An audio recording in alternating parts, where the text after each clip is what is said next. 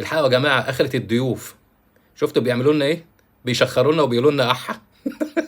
اه والله بيشخروا لنا.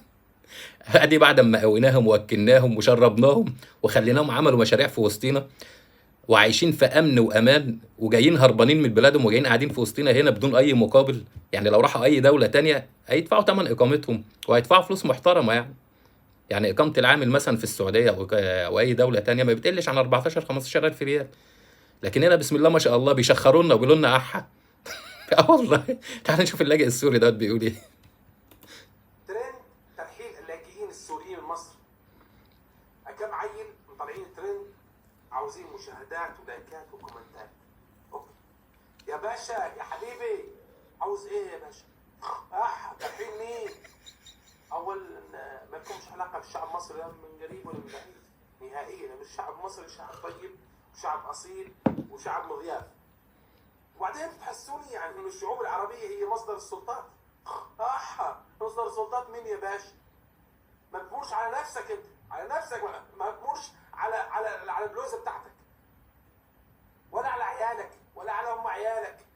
ترحيل مين؟ بقاء السوريين او اي شعوب داخل اي دوله عربيه في هذا قرار رئاسي من الرئيس. الرئيس الصبح يقول طلعوهم خلوهم او طال عمره طال خشمه طال عمره هو اللي انت الشعوب العربيه لا حول لها ولا قوه.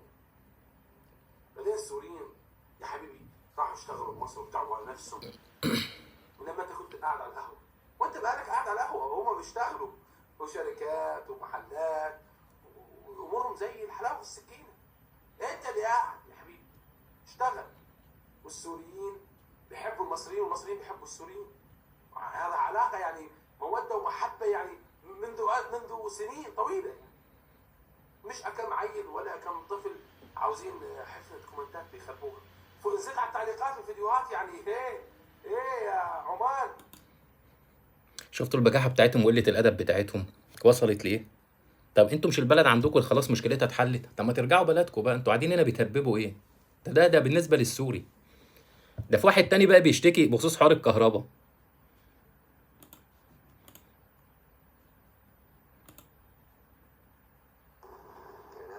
الفاتورة هذه شكلها كل عمارة غلطانين معطينيها ب 4500 في شهر. مكيفين في البيت في الصالون وفي الغرفة بتشغلوا شهر في الليل 4500 جنيه.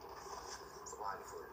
مشكلة الميكروباص يا جماعة في مصر، لو انت ماشي من هنا لاخر الشارع بتدفع زيك زي اللي رايح 3 كيلو او زي اللي رايح اخر مصر. انتوا التنين هتدفعوا نفس السعر. وفي مشكلة تانية يا جماعة الميكروباصات، لما تحب تستفسر عن مكان عايز تروحه، يا اسطى اروح منين؟ بقول لك اخر الشارع هتركب من هنا، بقول لك اطلع اوصلك.